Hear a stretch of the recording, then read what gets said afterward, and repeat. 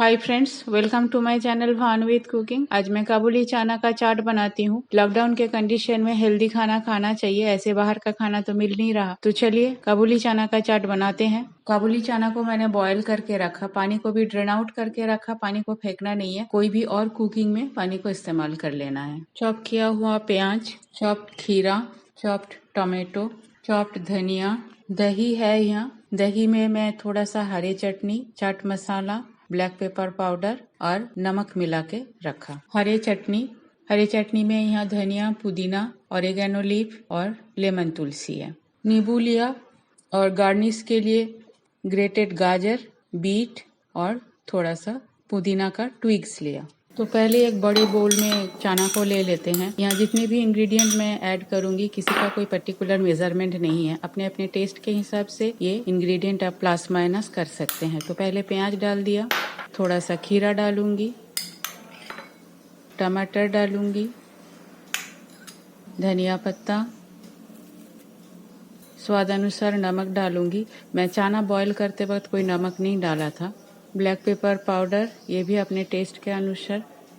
मिर्च पाउडर या आप हरी मिर्च का स्लाइस भी डाल सकते हैं। चाट मसाला, अच्छी तरह से मिक्स कर लेंगे सारे इंग्रेडिएंट को। सारी चीजों को मैं अच्छी तरह से मिक्स कर लिया। अब इसमें डालेंगे थोड़ा सा हरा चटनी, थोड़ा सा मसाला दही,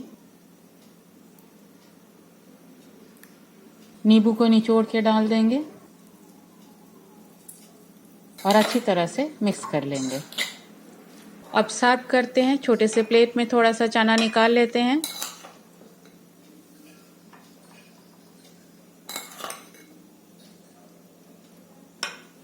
ऊपर से थोड़ी सी दही डालते हैं, थोड़ी हरी चटनी, टमाटर केचप देते हैं ऊपर से। अगर आपके पास इमली का चटनी है तो इमली का चटनी भी यूज कर सकते हैं। ग्रेटेड गाजर, ग्रेटेड बीट रूट, थोड़ी सी चाट मसाला ऊपर से स्प्रिंकल कर देते हैं और कुछ नमकीन सेब ऊपर से डाल देते हैं। तो बन गया मेरा चना चाट और ऊपर से पुदीना का ट्विग से इसे गार्निश कर देते हैं।